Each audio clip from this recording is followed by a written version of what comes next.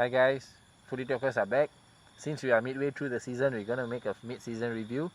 So first up, we're going to start about the signings of the season. So we are going to go with the signing of the season, the best signing this season as of the mid-season. So Peter Parker, what do you think it's your take on this?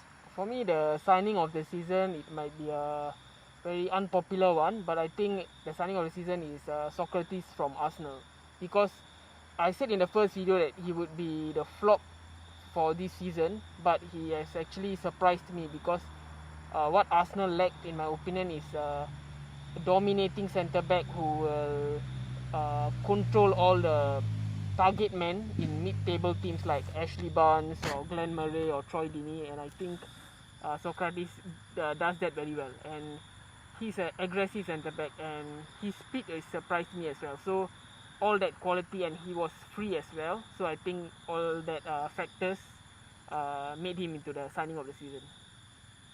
And how about you, Jack? For me, I think it has to be Torreira from Arsenal. I think he has been amazing this season. From what we see him play, he is the one everywhere in the midfield. Like he's the one, he plays the link-up plays for the ball to go up to Aubameyang and Lacazette to be successful up front. That's my view. For me, I'm going to agree with Jack. The signing of the season so far has been Torreira. The reason being very simple.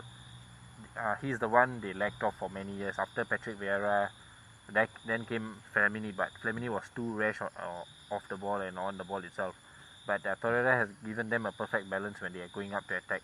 He's more of a defensive breaker. He goes up, he links up the play like what Jack said, and more importantly, he defends, he tackles hard, and that's what Arsenal have been lacking for the past few seasons. And then right now we talk about the best signings. Right now we're going to go to the flop. Who do you think is the flop, Jack? For me, I think it has to be Sherrill from Fulham. He did his part in the starting few games, but later part they lacked what Sherrill really is. I think he was underperforming on the later part of the game. How about you, Peter? For me, I think it's Jack Wilshere from West Ham, just because of the hype that was around him. Because all these last few seasons, Arsenal fans were saying he's gonna be the next big thing. He's the next Gerrard, next Lampard. He's the most creative England midfielder. But once they sell to West Ham, he's back to his injury-prone moment again. I can't believe a player is gonna be that good without him proving. I just heard a lot of hype about him, and I thought maybe if he goes to West Ham he would prove, but he's still unfit as well. So I think based on all the hype, that is why Jack Wilshere is the worst signing of the season. For me, it's going to be very simple. It's going to be Riyad Mahrez. We haven't seen him do anything different from what Sané or Sterling offered to the team, and he was actually bought by Pep so that he will be in the first 11, but he can't seem to nail a first 11 spot in the City side, and whenever he plays, he doesn't stand out in that. I mean, okay, to be honest, you can't stand out in a team full of stars, but players like Sterling, they have a 5 to 6 games of good spell. We all know Aguero's quality. We all know Sané, how good he is off the ball, running and all that. But Riyad Mahrez hasn't improved as a player from Leicester City. For me, in my opinion, he should have stayed at Leicester City or moved to a team where he can nail down a first 11 spot. Right now, he's just rotating too much, and it's a bit... he's not here and he's not there. So for me, Riyad Mahrez, not personally to him, but in terms of why Man City bought him and all that, for the amount of money and the hype he had when he came on, and when he came to Man City, all these, considering all these factors, this has been a flop for Man City itself, not Riyad Mahrez's performance, but as for a whole for Man City itself. And now we are going to talk about the player of the mid-season. I'm going to go first. It's a bit of a easy choice for me, in my opinion. This guy has changed the entire way of how this team plays. They usually concede a lot of goals, but they usually score goals, but he has been more of a stabilized captain, a leader, and a guy who protects the entire team at the back, and it's going to be Van Dijk. Van Dijk has been the standout player this season, and anyone who's going to disagree with me should watch football again from the first. He's not the best centre back in the world, but he's on the way to be the best centre back in the world, in the best, in my opinion. So what do you make of it, Peter, as a Liverpool fan? I agree with you totally. I think Van Dijk is is the best player this season just because of how he changed Liverpool from a side that attacks and leaks a lot of goals to a defensively solid team. I think his presence and his leadership quality has changed Liverpool, and he's really one of the best defenders in the world right now. The thing about Van Dijk, I have to add on, Alisson is a very good keeper, but is the reason why Liverpool hasn't conceded so much goals or haven't conceded so much shots is because of the commanding figure of Van Dijk. He has the players he play along, Arnold Alexander and then Joe Gomez and Robertson. All these players are young players, and to step in with this bunch of young players and to lead them into 6 to 7 clean sheets in a row, and then what else? To concede the least amount of shots as in the open play, it's tremendous, because we all saw Van Dijk as not as as an overpriced and overrated defender, but he has proved his worth, in my opinion. So what do you think as the player of the season for the player of mid-season, Jack? For me, my choice is going to be Son from Tottenham. I think he has been amazing. The earliest games, I think starting 3 or 4 games, he wasn't around. He was in the international games and all. But once he's back, he showed his worth, and his gameplay is very, very interesting, to be truthful, because with Lucas Moura and Harry Kane up there, he never gives up, and he shows his quality in the game and Tottenham to prosper there. Okay, we have talked about the best player in this mid-season.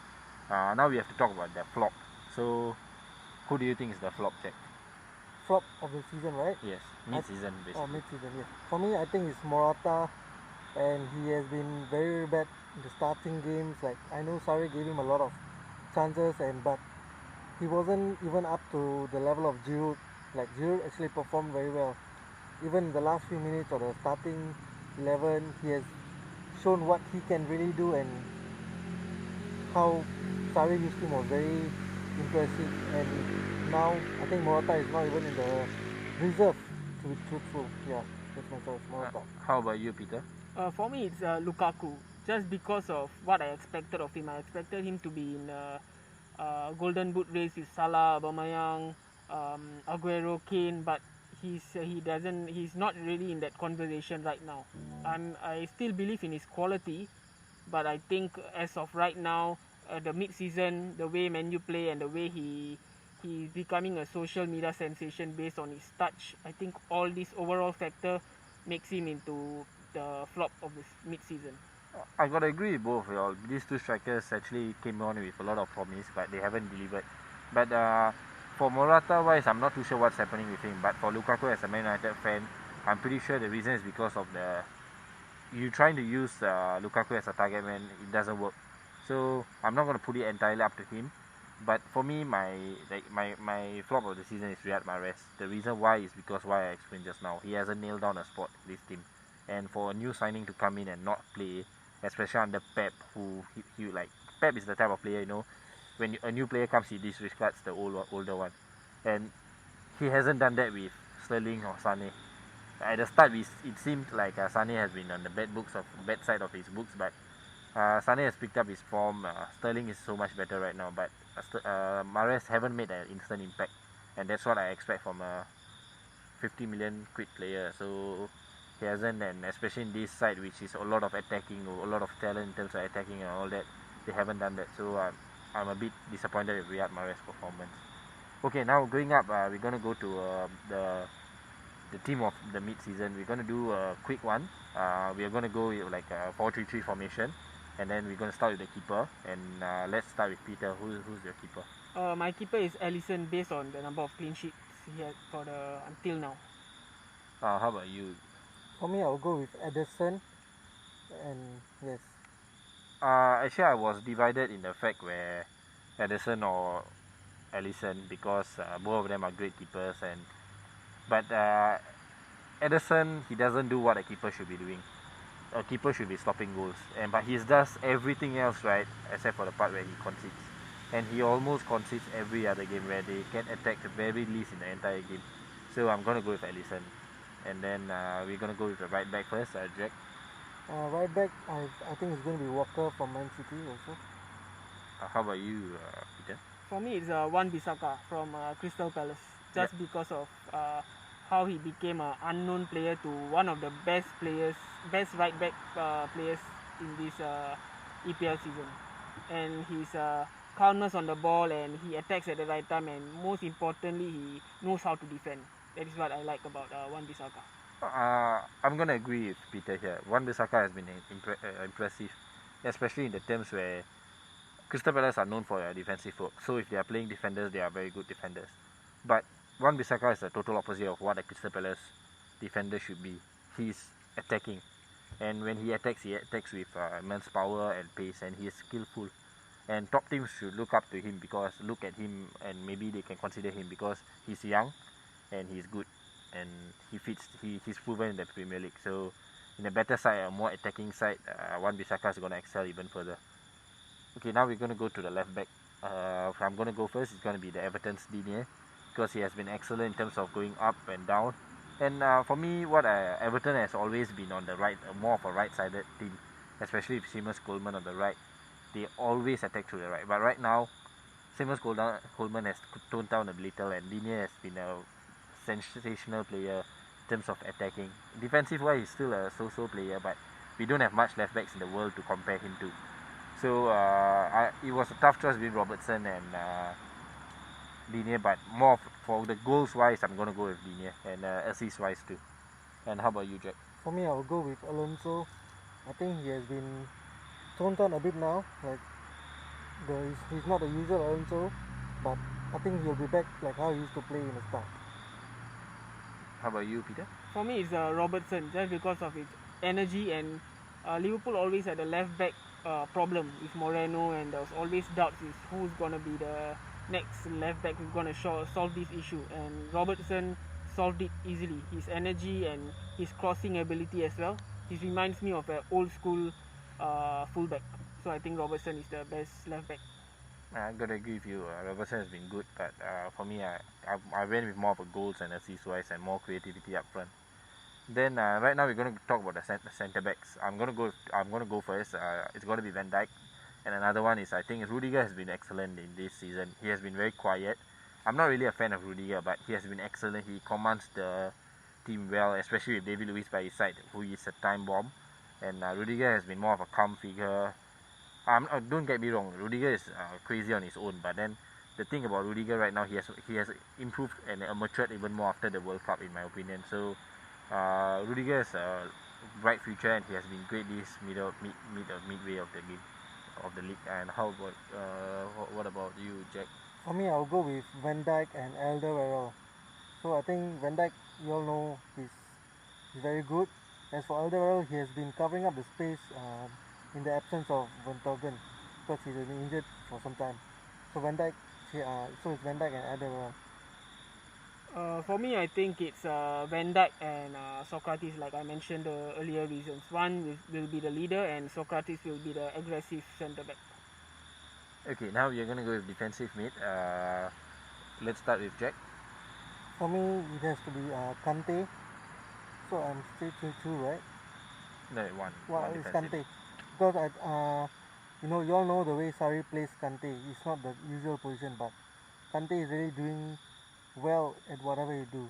So he's Kante for me. How about you, Peter? For me, it's Lucas Torreira of Arsenal, just because of his energy that he provides Arsenal. I'm gonna agree with Peter here. Lucas Torreira is my defensive mid. Then we're gonna go with two centre mids. And I'm gonna go first. It's gonna be Fraser and Eriksson. Both of them has been excellent for their respective teams. Fraser has been notching up with goals and assists, and for Eriksson it's a bit of a different way. He has been more of a pre-assister.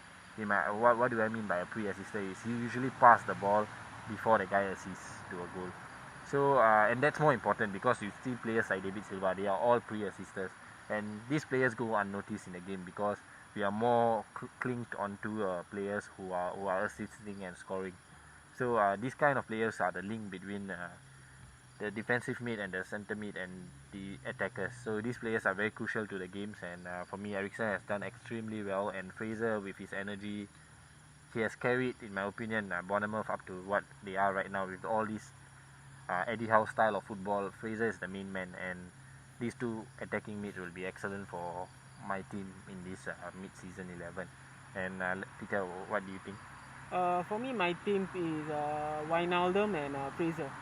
Fraser because I think he's the reason for Bournemouth overperforming this season. His assists and his play in between the lines, I think that is very crucial for Bournemouth playing this much better.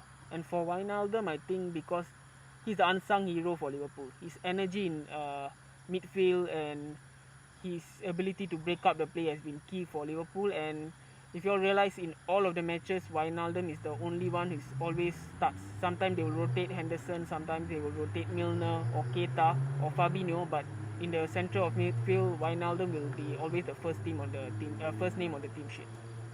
And how about you? For me, I would say it's Ericsson and David Silva. And like what you said just now, they are the link-up players. So they are the one who play the free assists and everything. So they are wonderful there. Okay, I'm gonna go with more of the three, and I'm gonna go with the right wing first. For me, it has to be Son. He has been impressive with his goals, and especially after missing 2 to 3 games at the start of the season, he have notched up so many goals and so many different types of goals, and he provides a different dimension to Tottenham's play. Tottenham used to be a very simple team, like they play it up to Kane. Kane holds the ball, he turns, he plays to the wingers, and they get into the box and a goal and all that. But this Son has been a nuisance to the back line for the opponents. He's here, he's there, he's on the right, he's on the left, he's in the center, he's in the striker, he's all over the park. And the thing about him, he reminds me a bit of a better version of Nani in terms of driving forward with the ball. So what I'm going to say is Son has been clinical, and to score so many goals in the lesser games is impressive. So he's my right wing. Now how about you, Peter? For me, I agree. It's Son as well, just because of his energy and his never say die attitude. And I think Tottenham always had this problem is if Kane doesn't perform, who will step up? And I think they have found the solution in Son.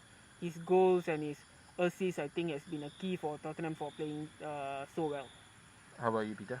For me, I actually agree with you all, but I will say it's Sterling. Sterling, he has been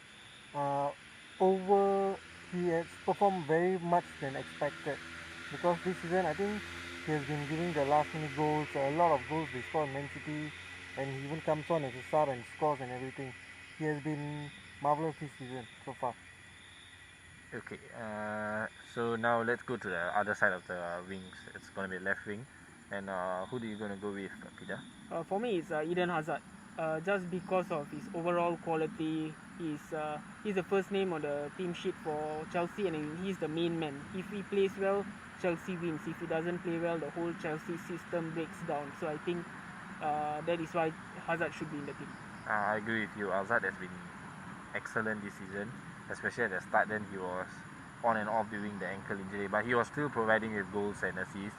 And the past few games he has been excellent, especially the game against Man City. That was his stand-up performance, and Hazard has been so good for Sarri especially. Now, how about you? For me, I also say it's Hazard. Like, I agree with your points and everything. Okay, right now, centre forward, we might have a disagreement here, but I think whoever we are going to put in the centre forward, it's all good players and has been in the top 3 of the goal scoring charts. So let's start with Peter. Let's start with Peter. For me, it's Mohamed Salah, just because of his goals. And the main thing is there was a lot of reasons or hype that he's going to be a one-season wonder, and the defenders already know his style of play. That is why I think he should be the main striker for this team, because even though the opponents know his style of play, he's evolving as a player, and he's already proving that he's a world-class player just because of his repeat performance of last season in this season. How about you, Jack? For me, I will say it's Aubameyang. He has been doing great at Arsenal, and he has, even in the absence of, like, when Lacazette is not in the starting lineup, he shows his quality and his worth in the game. For me, I was torn between Aubameyang and Kane, but I chose Aubameyang mainly because of the number of goals he has scored, and the way he plays is so good that he's quick. We all know that, but he's unstoppable when he has the ball. Not in terms of speed, in terms of the way he's trickery and he moves here and there. And another thing which impressed me, everyone were saying he's fast and all that, but he can't finish. But he has been scoring lots of goals for Arsenal, and he has been excellent in my opinion. And with players like Ozil and Ramsey, if they get to play and they see Aubameyang playing ahead of him, they will be excellent, because Aubameyang makes the run so well, and the good thing about him is he finishes it so well too. Okay guys, we are done with our mid-season review. I would like to know what's your 11, or what do you agree or disagree in this team, because all this football is based on opinions, right? So signing off, Footy Talkers. I am Harry Potter, and on my right it's Peter Parker, and on my left is Jack Sparrow. Please like, share and subscribe, comment down below on what we can improve on, and see you all again on the next video. Bye. Bye. Bye.